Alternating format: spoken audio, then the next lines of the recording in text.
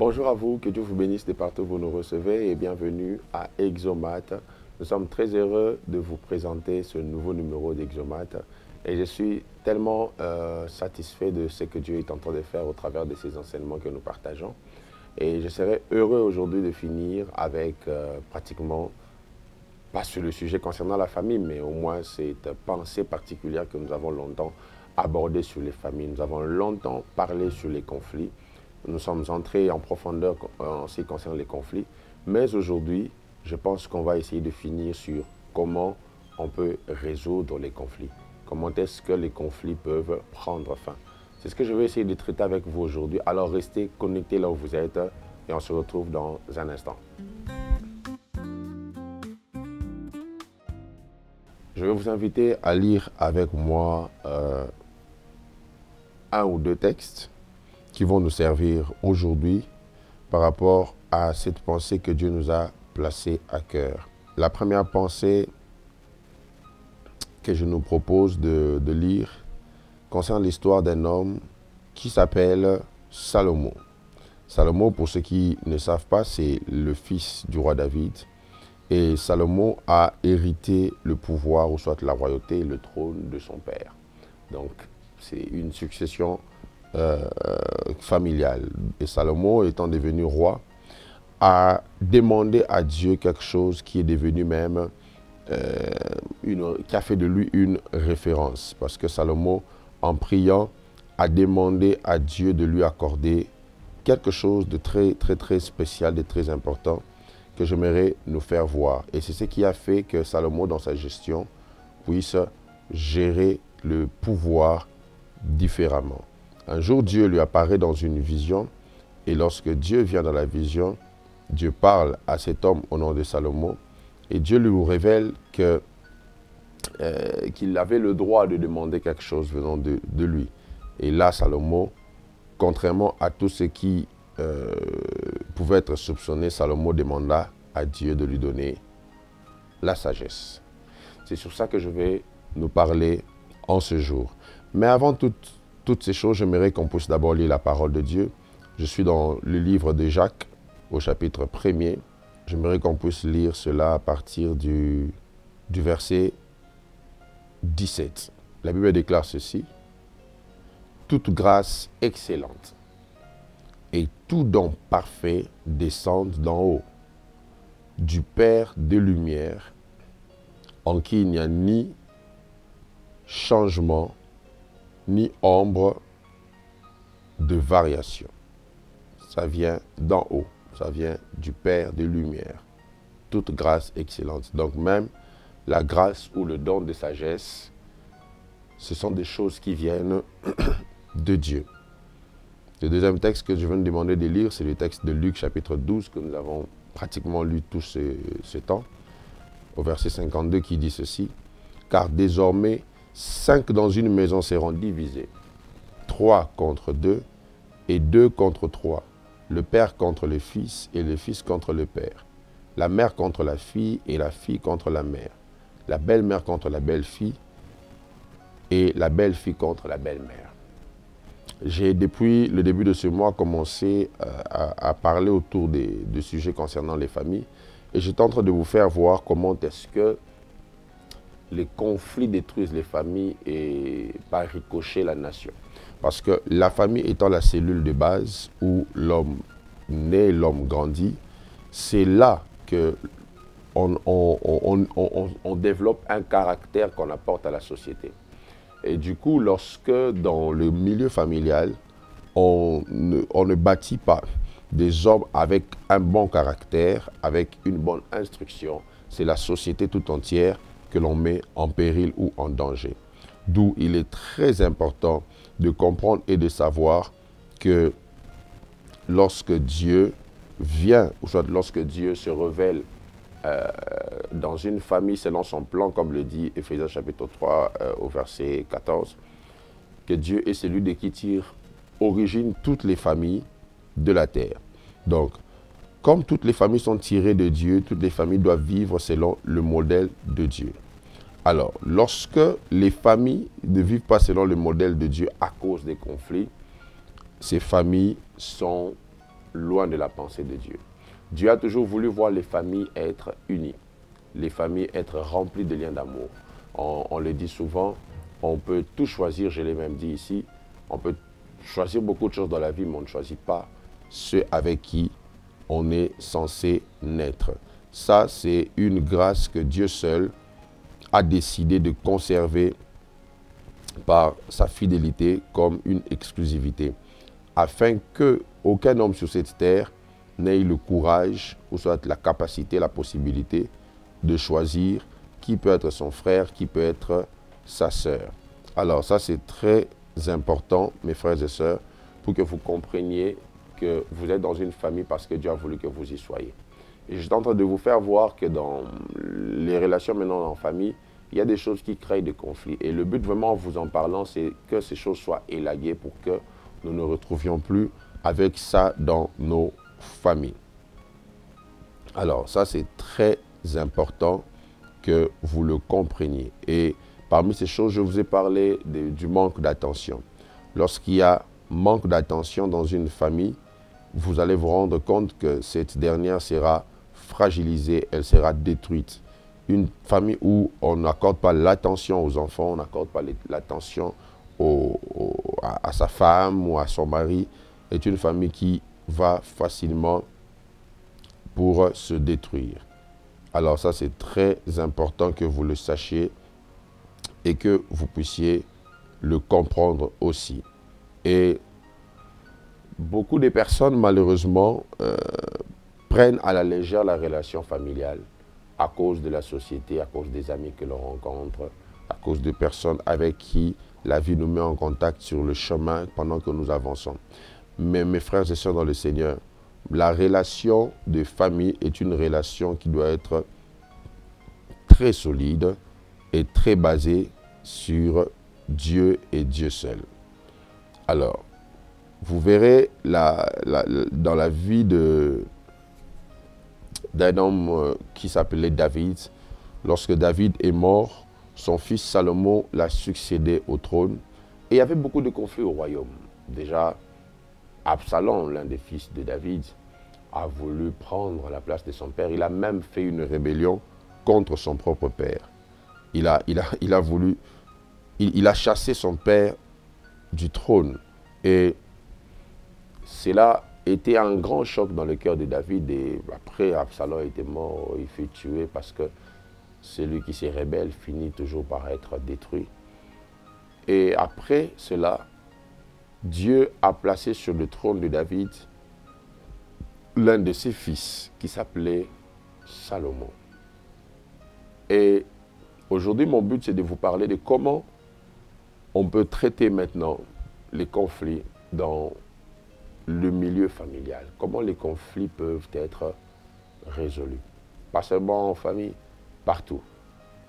Parce que si on ne met pas en avant les solutions divines face à tout ce que nous rencontrons comme conflit, alors les conflits vont persister et elles vont faire plus de mal que de bien. Voici comment on peut résoudre les conflits selon Dieu. Premièrement, c'est par la sagesse. Ce texte que nous avons lu dans Jacques nous dit que tout don parfait, toute grâce excellente viennent d'en haut du Père des Lumières. Je crois que la sagesse est un don que Dieu peut me faire, qu'il peut vous faire. Et Jacques va encore plus loin en disant, si quelqu'un manque de sagesse, qu'il la demande à Dieu. Il faut juste être aussi humble et honnête pour savoir qu'on a besoin d'un plus gros bagage de sagesse venant de Dieu pour s'en procurer. Et un homme dans la Bible, comme je le disais, m'inspire beaucoup dans le domaine de la sagesse. Parce qu'il a eu une sagesse tellement supérieure que Dieu lui-même dit que je te donnerai une sagesse tellement élevée qui ne sera chez aucun autre roi sur terre. C'est Salomon. 1 Roi chapitre 3, à partir du verset 5, écoutez ce que ça dit. À Gabaon, l'Éternel apparut en songe à Salomon pendant la nuit, et Dieu lui dit, demande ce que tu veux que je te donne. Salomon répondit, tu as traité avec une grande bienveillance ton serviteur David, mon père, parce qu'il marchait en ta présence dans la fidélité, dans la justice et dans la droiture de cœur envers toi. Tu lui as conservé cette grande bienveillance et tu lui as donné un fils qui est assis sur son trône, comme on le voit aujourd'hui. Maintenant, Éternel mon Dieu, tu as fait régner ton serviteur à la place de David, mon père. Et moi, je ne suis qu'un jeune homme. Je n'ai point d'expérience. Ton serviteur est au milieu du peuple que tu as choisi. Peuple immense qui ne peut être ni compté ni nombré à cause de sa multitude. Accorde donc à ton serviteur un cœur intelligent pour juger ton peuple, pour discerner le bien du mal. Car qui pourrait juger ton peuple, ce peuple si nombreux? Accorde à ton serviteur un cœur intelligent. D'autres versions parlent de la sagesse directement. Et au verset 10, la Bible déclare, cette demande de Salomon plut à Dieu, au Seigneur. Et Dieu lui dit, puisque c'est là ce que tu demandes, puisque tu ne me demandes pour toi ni une longue vie, ni les richesses, ni la mort de tes ennemis, et que tu demandes de l'intelligence pour exercer la justice.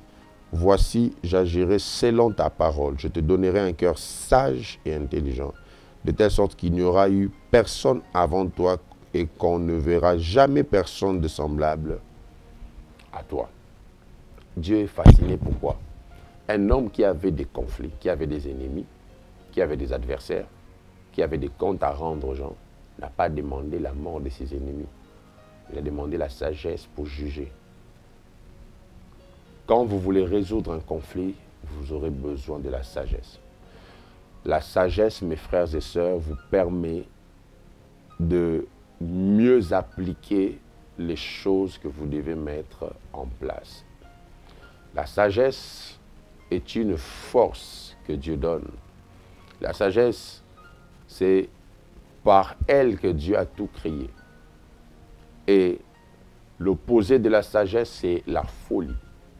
À chaque fois que vous ne faites pas preuve de sagesse, vous faites des crises de folie. La sagesse, mes frères et sœurs, est l'une des denrées rarissimes au monde aujourd'hui. Chose qui justifie l'amplification des conflits. Là où on pouvait se comprendre de manière la plus simple, par manque de sagesse, on se comprend difficilement. Et mes frères et sœurs dans le Seigneur, vous avez besoin de la sagesse. Nous avons besoin de la sagesse. J'ai besoin de la sagesse. En termes de sagesse, continuez à la demander à Dieu à tout moment. Vous savez, des fois, quand je regarde certaines choses pour lesquelles je parlais avant, aujourd'hui, avec le peu de sagesse que Dieu essaie de nous donner, tu regardes, tu n'as pas besoin de parler. Et Salomon a dit quelque chose que j'ai aimé. Il dit, je suis jeune, je n'ai point d'expérience. Donne-moi la sagesse. Donc la sagesse peut te faire agir en expert. La sagesse comble le vide de l'expérience. La sagesse peut faire ce que l'expérience fait. La sagesse, mes frères et sœurs, est une force que Dieu met dans vos mains pour vous donner la capacité d'agir selon lui. Et ma prière et le vœu de mon cœur, c'est que Dieu puisse vous assagir pour que les conflits qu'il y a autour de vous soient résolus. Que Dieu vous donne la sagesse pour résoudre les conflits. Et l'une des grandes preuves de la sagesse de Salomon, c'est lorsqu'après cette prière, il a eu un dilemme.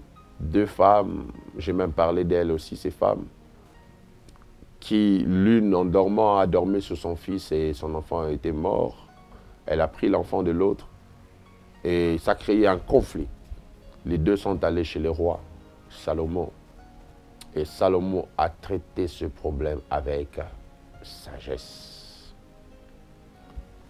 Et cette sagesse avait répandu la renommée du roi Salomon parce que tout le monde était ébloui, fasciné par la manière dont il avait résolu ce conflit. N'eût été la sagesse, Salomon aurait donné peut-être l'enfant à la mauvaise mère. Salomon aurait peut-être tué cet enfant. Mais la sagesse l'a permis de savoir qui était la vraie mère de l'enfant. Tous les leaders ont besoin de sagesse. Tous les conducteurs ont besoin de sagesse. Vous ne pouvez pas diriger une troupe sans être sage. Que Dieu nous accorde à vous et à moi la sagesse pour mieux gérer les conflits. La deuxième des choses pour gérer les conflits, c'est le pardon. Le pardon est une puissance qui libère. Mes frères et sœurs, le conflit qui a duré pendant des années entre Dieu et l'homme a pris fin à cause du pardon. Quand seulement le sang a été versé pour le pardon du péché, Dieu a pardonné et le conflit s'est arrêté. Et la Bible dit, nous sommes maintenant réconciliés avec Dieu. La réconciliation se fait par le pardon. Tu as du mal à pardonner cette personne qui t'a offensé. Tu ne pourras pas résoudre le conflit. Le pardon est une force que Dieu vous octroie pour que vous soyez capable de sortir de votre cœur le mal qu'on vous a fait.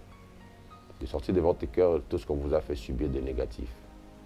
De sortir de votre cœur toute cette mauvaise charge et mauvaise énergie qu'on a placée en vous. Le pardon est une puissance qui libère. Et je sais que des fois, il y a de ces choses, quand on le subit, on se dit que ça, ce n'est pas pardonnable. Mais je crois que l'impardonnable est pardonnable. Et je suis en train de prier aujourd'hui que Dieu nous donne, à vous et à moi, la capacité de pardonner ce qui n'est pas pardonnable. La capacité de pardonner ce qui n'est pas excusable. Et 1 Corinthiens 13 dit, l'amour excuse tout, l'amour pardonne tout. Je prie que Dieu résolve les conflits dans les familles par la puissance du pardon.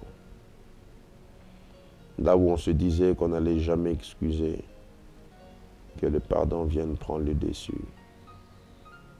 Au nom de Jésus, je le décrète et je le déclare.